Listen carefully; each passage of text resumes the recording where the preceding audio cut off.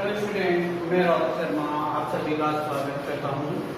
हम यहाँ से अपना फर्स्ट और सेकंड चैप्टर क्लियर कर लिया है। आज अपन थर्ड चैप्टर की ओर चल रहे हैं। परागण निषेचन, भ्रूण कोश तथा भ्रूण का परिवर्तन। पहले अपन एक एक टॉपिक के बारे में बात करेंगे। पहले अपन परागण के बारे में बात करेंगे, फिर निषेचन के बारे में बात करेंगे, फिर भ्रूण कोश के बारे में बात करेंगे और फिर भ्रूण का परिवर्तन कैसे होता है उसके बारे में आगे डिस्कस करेंगे। तो देखिए अपने पास क्या है कि परागण। ध्यान रखना, मैंने आपको एक नर युग्मक और बताया था वहां पे अपने पिछले चैप्टर में, जिसे अपन कहते हैं परागकण। तो इन दोनों में बहुत अंतर होता है। ये तो एक नर युग्मक होता है जिन्हें अपन परागण कण कहते हैं, और ये एक क्रिया होती है जिसे अपन परागण कहते हैं। जैसे अपन डिस्कस करते हैं कि क्या हुआ कि जैसे अपने पास ये स्त्री केसर था, इस स्त्री केसर की अपन ने बात की कि ये स्त्री केसर जो है ये क्या है, ऊपर वाला जो भाग वृत्तिकाग्र है। क्या है? वृत्तिकाग्र है।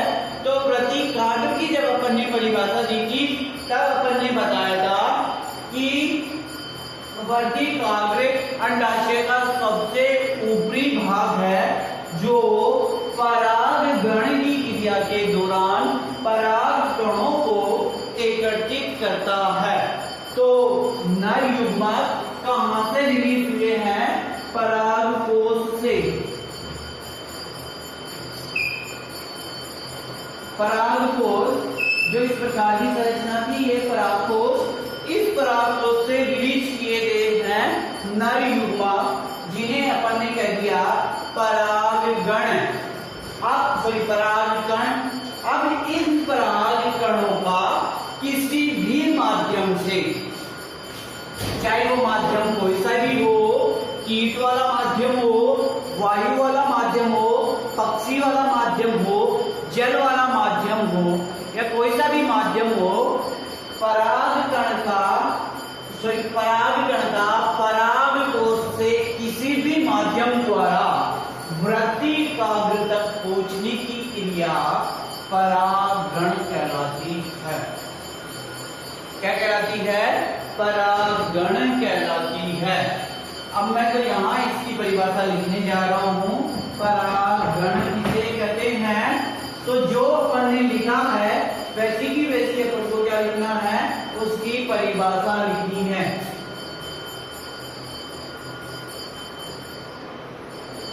तो यहाँ अपन लिखेंगे परागकणों का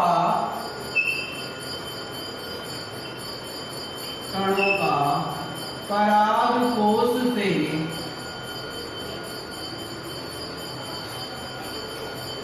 किसी भी माध्यम द्वारा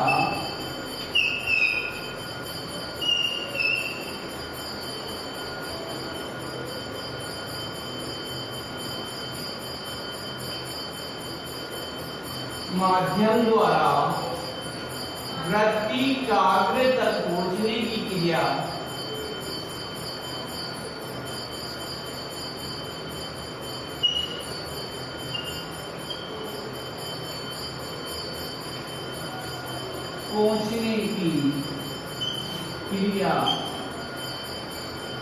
परागण कहलाती है।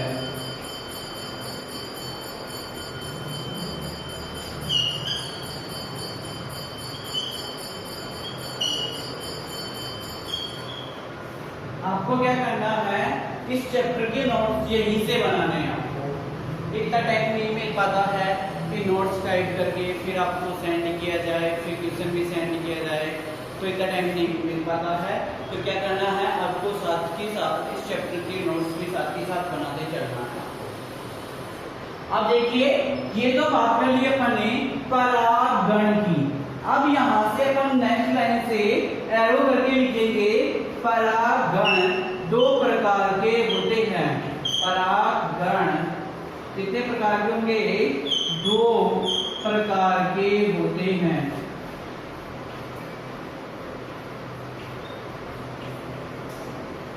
तो 2 कौन से प्रकार होंगे? पहले की अपन बात करेंगे स्वपरागण,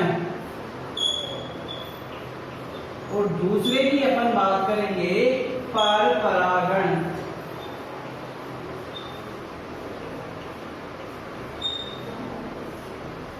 स्वपरागण और परपरागण के बारे में अपन यहाँ डिटेल से अध्ययन करेंगे। अपन ने पिछली क्लास में ओनली क्या किया है? इनकी डेफिनेशन देखी है।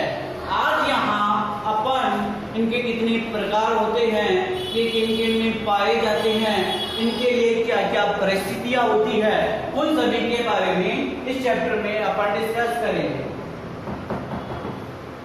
तो अपन बात कर रहे हैं स्वपरागण की, बात करेंगे अपन यहां से।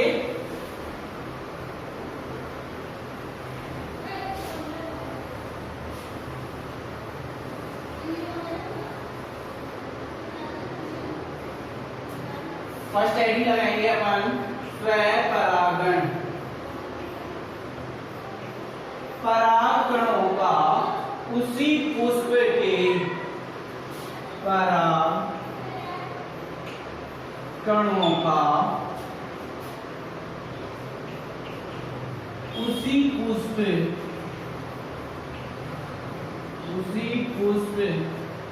के वृत्तिकाग्र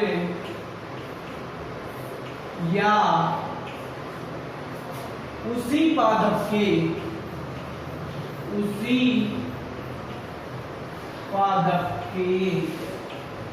दूसरे पुष्प के वृत्तिकाग्र, दूसरे पुष्प के वृत्तिकाग्र तक पहुंचने की क्रिया, तक पहुंचने की क्रिया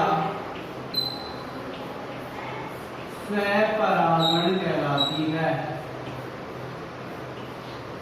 स्वपरागण कहलाती है।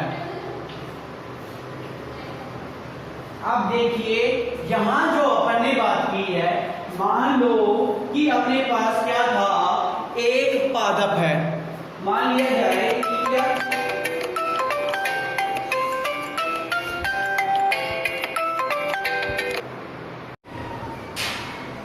अपन यहाँ स्वपरागण की बात कर रहे थे। जैसे अपन ने बात की है कि क्या होता है कि जैसे एक ये कोई पादप है और इस पादप के ऊपर मान लो कि ये पुष्प लगे हुए हैं। अब अपन ने क्या बात की है? परागकणों का उसी पुष्प के वृत्तिकाग्र या उसी पादप के दूसरे वृत्तिकाग्र तक पहुंचने की क्रिया। तो अब एक बात ध्यान दीजिए कि ये बोल रहा है कि क्या है कि उसी पुष्प के वृत्तिकाग्र तक। तो अपने पास यहाँ 2 टर्म आते हैं। वो कौन कौन से आते हैं कि एक ही पुष्प में पुंकेसर भी है, मतलब परागकोश भी है, और एक ही पुष्प में वृत्तिकाग्र भी है। तो कहने का तात्पर्य है दोनों एक साथ ही है। तो इसलिए इनका पुष्प जो होगा वो कैसा होगा? द्विलिंगी पुष्प। कैसा पुष्प है? द्विलिंगी पुष्प। कि इनके पुष्प में पुंकेसर भी है और स्त्री केसर भी है, दोनों ही उपस्थित है। अब जब दोनों ही उपस्थित है तो मैं कह सकता हूं जैसे ये एक पुष्प है और इस पुष्प में ये दोनों ही उपस्थित है, ये दोनों ही उपस्थित है। पहली कंडीशन तो मैं बात करता हूं उसी पुष्प के वृत्तिकाग्र। मान लो ये पुष्प है और यहां से क्या निकले? परागकण निकले और यहां से होते हुए वो कहां चले गए? इस वृत्तिकाग्र तक चले गए। तो वह क्रिया क्या कहलाएगी? स्वपरागण कहलाएगी। अब इसमें दूसरी कंडीशन दे रखी है कि उसी पादप के, पादप एक ही है, यही है, उसी पादप पादप के दूसरे पुष्प के वृत्तिकाग्र तक।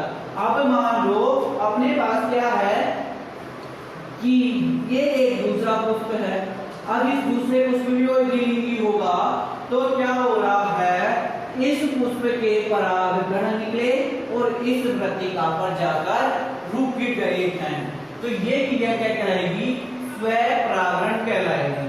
तो इसमें दोनों ही कंडीशन अप्लाई कर दी अपन ने कि एक तो उसी पुष्प के अंदर और एक उसी पुष्प के उसी पादप के दूसरे पुष्प के अंदर की बात करनी। अब इसको डिटेल से समझने के लिए अपन क्या करेंगे कि जो ये स्वपरागण होता है ये भी दो प्रकार का होता है और इस दोनों प्रकार को मैंने आपको यहाँ बता दिया है।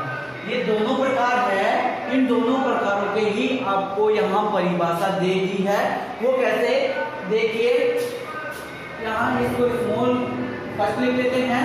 स्वपरागण ये दो प्रकार का होता है, स्वयुग्मक।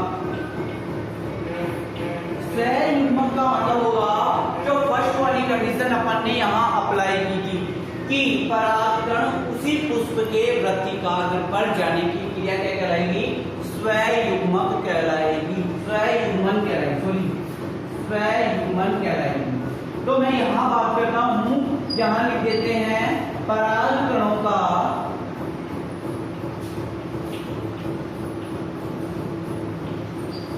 उसी पुष्प के वृत्तिकाग्र पर जाने की क्रिया स्वयुग्मन कहलाती है।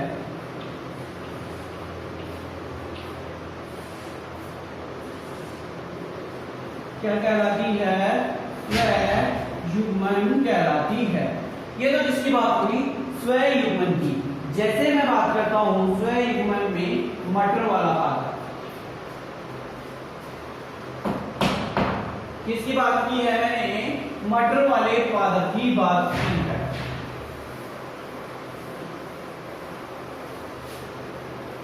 इसकी मैंने कंडीशन आपको अभी समझाई थी कि मान लो एक पुष्प है अपने पास और इस पुष्प में दोनों ही उपस्थित है, तो अपन क्या करेंगे, ये वाले जो परागकण हैं यहाँ से निकलकर यहीं पे चले जा रहे हैं। अब इसका जो दूसरा वाला जो भाग है सहजात पुष्प परागण,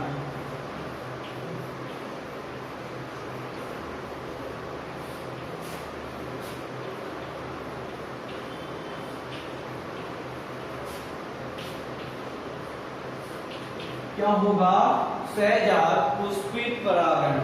अब इसमें क्या सी कंडीशन अप्लाई होगी अपने पास कि इसमें क्या किया जाता है कि जैसे परागकण उसी पादप के दूसरे पुष्प के वृत्तिकाग्र पर पहुंचते हैं, तो यहां लिख सकते हैं इस क्रिया में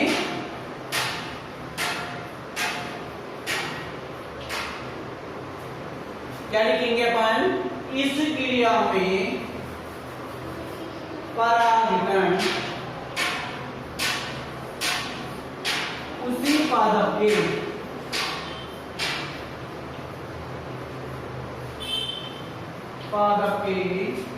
दूसरे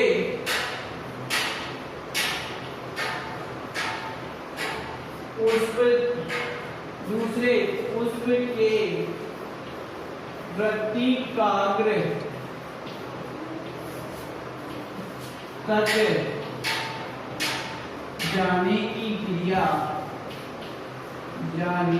क्रिया सहजात पुष्प परागण कहलाती है। सहजात पुष्प परागण कहलाती है।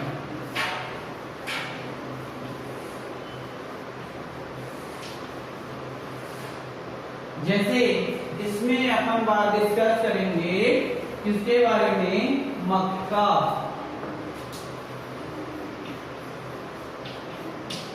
जैसे किसकी बात करेंगे अपन, मक्का, ठीक है। तो ये हो गया इसके स्वपरागण के उदाहरण हो गए। अब क्या होगा, जैसे इसमें यदि कोई किसी को कोई भी प्रॉब्लम हो यहाँ तक के टॉपिक में तो मेरे को बताना। इससे आगे अपन डिस्कस करने जा रहे हैं स्वपरागण के लिए अनुकूल परिस्थितियां, कि कौन कौन सी परिस्थितियां अनुकूल होगी तभी जाके इसमें स्वपरागण की क्रिया संपन्न हो पाएगी। पादपों में स्वपरागण की क्रिया संपन्न हो पाएगी।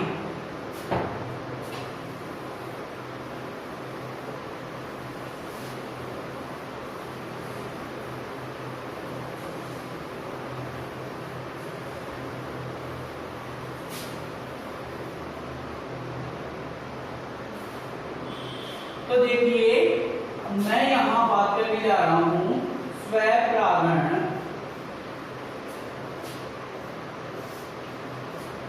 के लिए अनुकूल परिस्थितियां।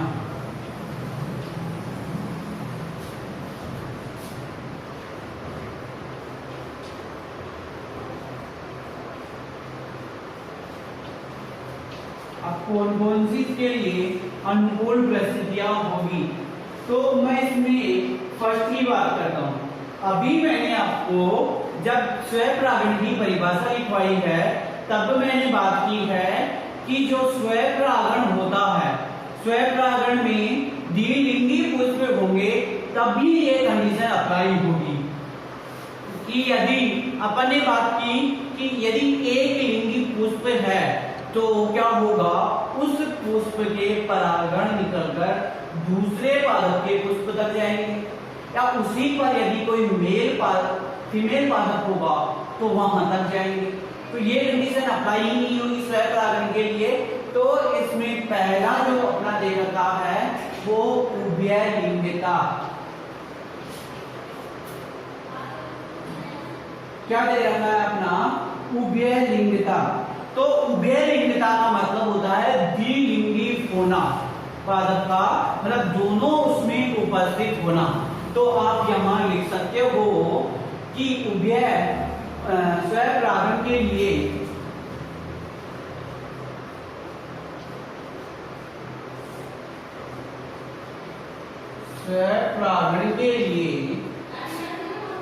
पादप का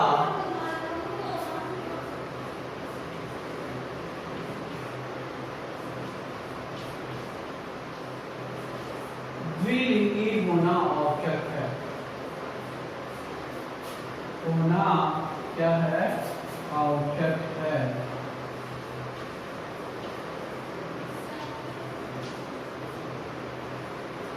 अपन बी की बात करते हैं, समकाल पक्वता।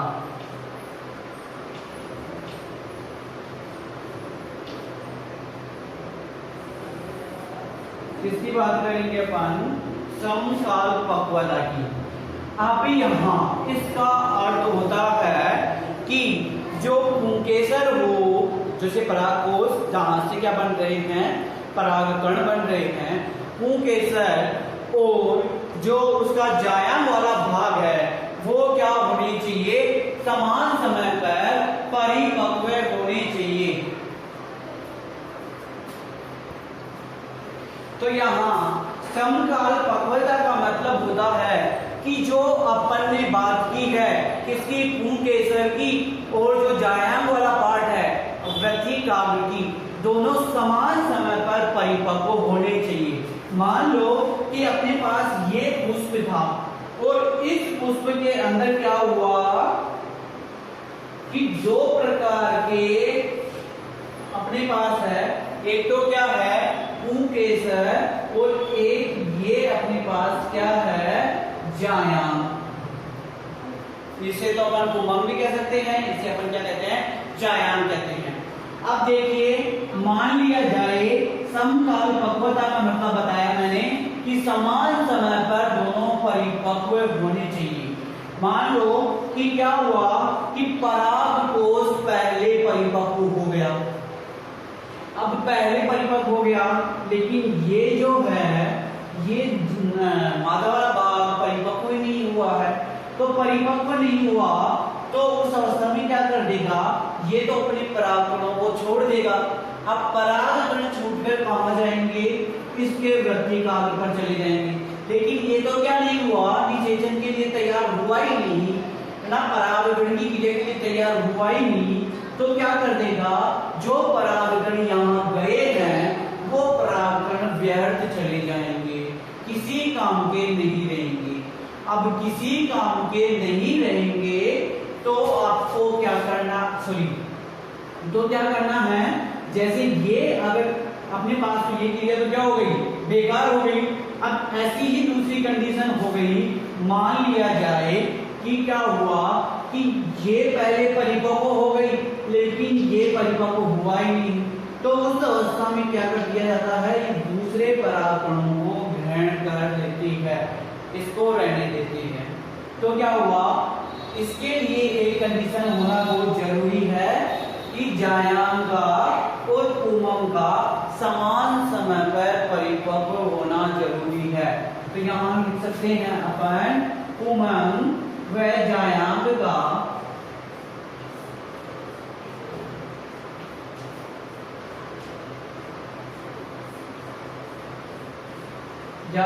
का समान समय में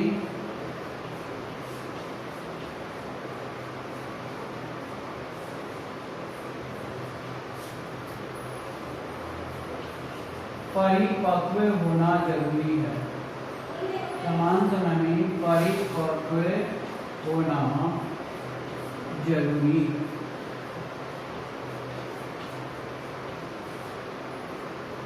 अब इसके बाद में इसकी तीसरी कंडीशन की मैं बात करता हूं। तीसरी कंडीशन क्या होगी अपने पास, वो होगी कौन सी, अनुमूल्यता।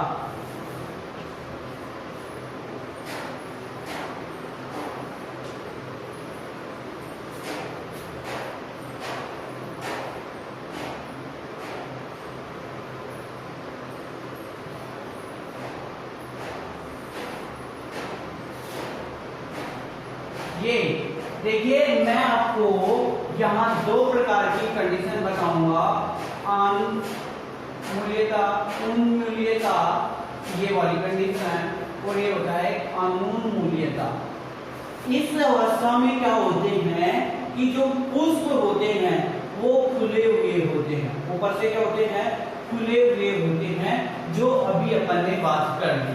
इस वाले अवस्था में क्या होते हैं कि जो पुष्प होते हैं वो सारे बंद होते हैं।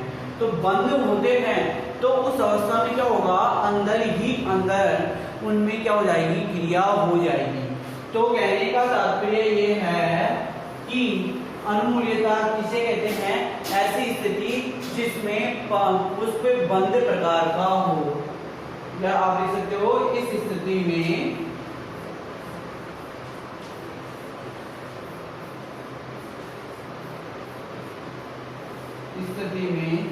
पुष्प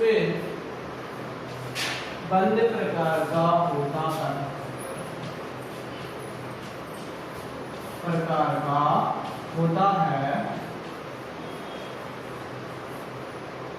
और आपको क्या करना है, इस टॉपिक के ऊपर आपको स्टार लगाना है। ये पूछ सकता है आपको, जैसे करके इसमें लिखना है, पादप के नाम लिखने हैं, वायोला और कनकोहा, ये आपको क्या करने हैं, ये दोनों नाम आपको लिखने हैं, ठीक है। तो अनुमूल्यता किसमें पाई जाती है, वायोला में, और कनकोहा में पाई जाती है। अब अपन इसके बारे में आगे डिस्कस कर रहे हैं, परपरागण के बारे में।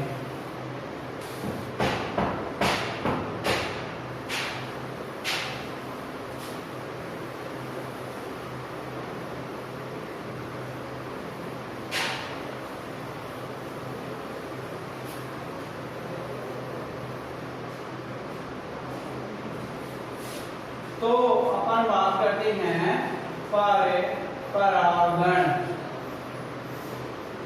अब मैं बात करता हूं परपरागण की। तो इस अवस्था में क्या होता है, जैसे अपने पास क्या है, ये दो पादप है। अब पादपों की जाति क्या है, समान है, मान लिया जाए ये अपने पास चमेली का पादप है, तो इसको भी ये भी कैसा ही होना चाहिए अपने पास चमेली का पादप, मतलब दोनों की जाति समान होनी चाहिए। अब इसके लिए क्या कर दिया, ये इस पादप की बात कर ली और ये अपन इस दूसरे पादप की बात कर ली, कर लिया पहली बात। अब देखिए क्या हुआ, परिपरागण, पर का मतलब होता है यहाँ दूसरे, तो इस अवस्था में क्या होगा, पराग कण जो है निकलेंगे और पराग कण यहाँ से निकलकर कहाँ जाएंगे, इस अपनी ही जाति के दूसरे पादप के ऊपर जाएंगे, अपनी ही जाति के दूसरे पादप के ऊपर जाएंगे। तो परपरागण की परिभाषा क्या लिखेंगे, इस प्रक्रिया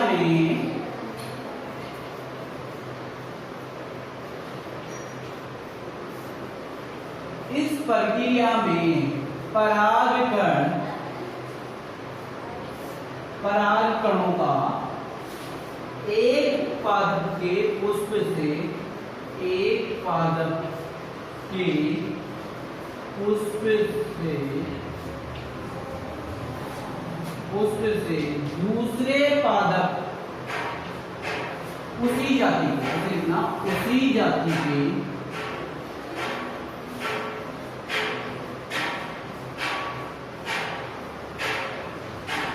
दूसरे पादप के पुष्प के वृत्तिकाग्र तक जाने की क्रिया, वृत्तिकाग्र तक जाने की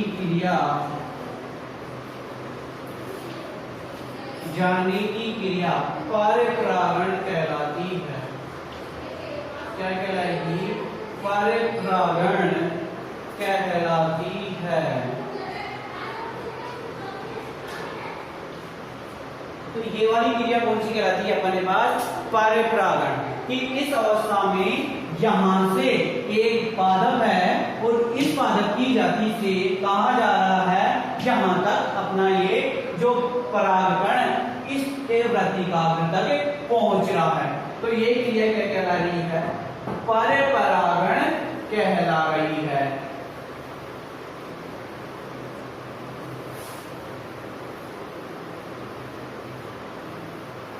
अब परपरागण के लिए भी कुछ अनुकूल परिस्थितियां होती है, उन अनुकूल परिस्थितियों की अपन बात करेंगे। तो फर्स्ट अनुकूल परिस्थिति कौन सी होगी, स्वबंध्यता।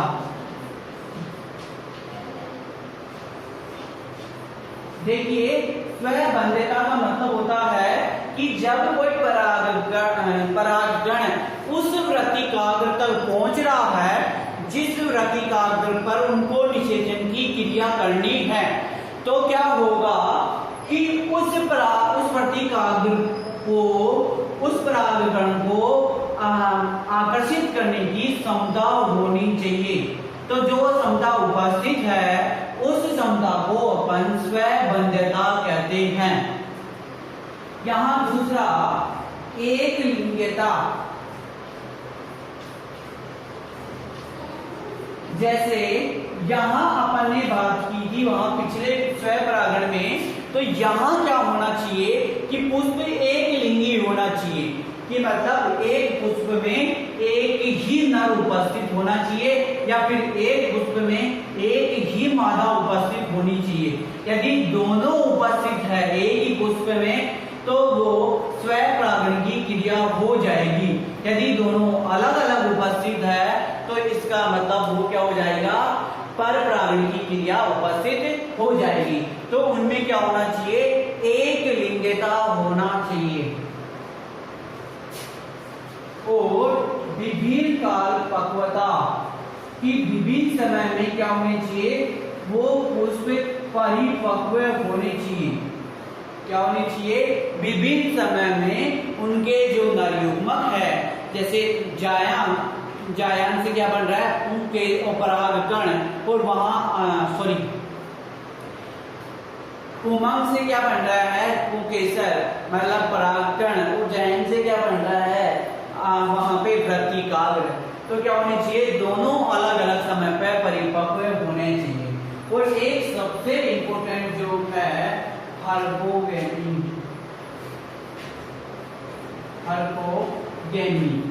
इस अवस्था में क्या होता है कि इस अवस्था में जो अपने पास जो परागकण जा रहे थे वो परागकण किसी भी कारणवश रुक जाते हैं।